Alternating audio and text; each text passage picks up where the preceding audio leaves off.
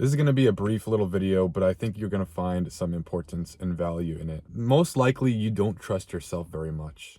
And the reason why you don't trust yourself is because you never do what you say you're going to do.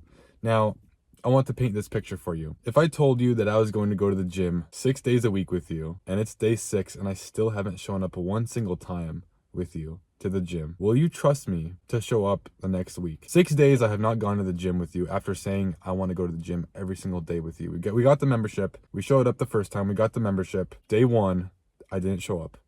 Day 6, still haven't shown up. Will you trust me to show up with you on day 7? Probably not, right? How do you expect to trust your own mind then?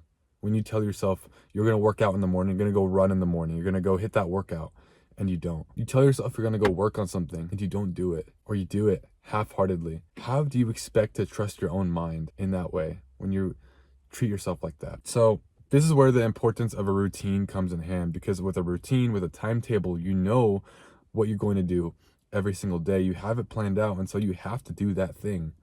You're not living this spontaneous life, which isn't bad. Spontaneity is not a bad thing, but when it comes to your habits, you want consistency. That's where the importance of a timetable or routine, a general guideline for your day, comes in handy and is actually very important. And just doing exactly what you say you will do. So if you plan to work out every single day at 9 a.m. and you know that's what works best for you, then you have to stick to it. And at the very least, if you tell yourself in the morning you're going to go work out, if you tell yourself tomorrow night you're going to go to this thing, work on this video, you're going to go meet this person, and you don't do it, you start losing trust for yourself. Every time you do that, you lose trust. I genuinely think when you don't trust yourself, first of all, you're losing confidence, you're losing your confident demeanor, and you're also losing kind of your mental health just in general. You're more likely to be depressed if you don't trust yourself, if you feel like you don't have any control. You're more open to spiritual bondage. You're more open to demonic attacks and strongholds if you don't have this control over your body and your mind and your soul.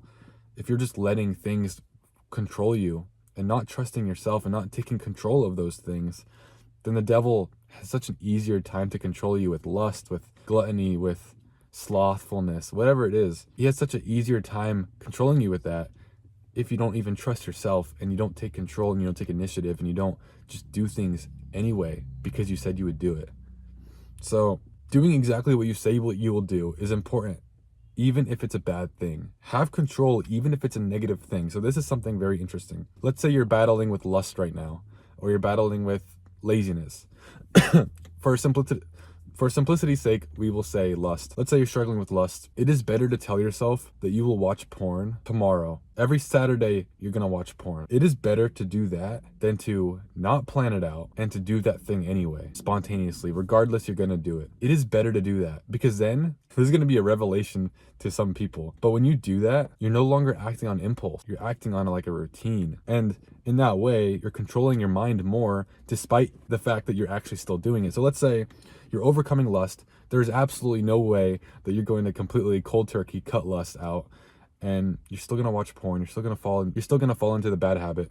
And so what you want to do is actually, now this sounds absolutely insane, but it works. Tell yourself you're gonna watch porn 1 day a week. Just have that expectation that you're gonna watch porn 1 day a week. You don't have to write it in your Google Calendar, but just have that expectation. And in that way, when you do get that lustful temptation on Wednesday night, you're gonna think, no, I have to do it on Saturday. Saturday is my day. Saturday is my day to relieve that lust.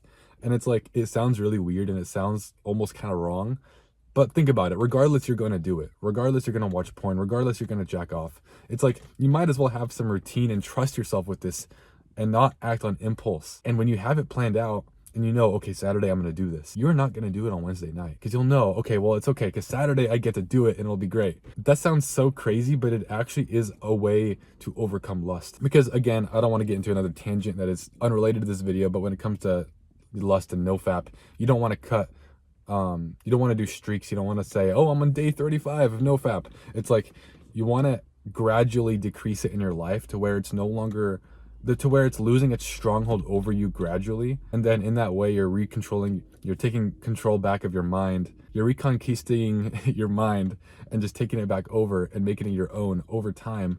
And because you have this routine and this expectation that you're going to do it on this day, at this time, As crazy as that sounds, you will not do it on the other days. And then you can kind of progressively overload this to get rid of the habit more and more and more, to where it's like 3 times a week to 1 time a week to, and then you're doing that habit every other week. And then it's no longer even a stronghold. You don't even want to do the lust anymore because you've just minimized it so much to where it doesn't have that control over your mind and your soul. And the stronghold is gone. You beat the spiritual warfare just by gradually taking it out of your life and having intention, having just the intention, the trust that you're not going to spontaneously give into it. You're going to actually like have trust in yourself and to know and to do what you say you're going to do. It's just such a beautiful thing. As crazy as that example sounds, it actually does work in this context. If you write something down or you tell yourself you're going to do something, just get in the habit of doing it. Don't write it down. Don't say you're going to do it. If you're like 10% sure, if you're 50% sure, if you're even 70% sure you're going to do it, do it anyway, but also only write it down, only plan it if you know you're going to be able to do it.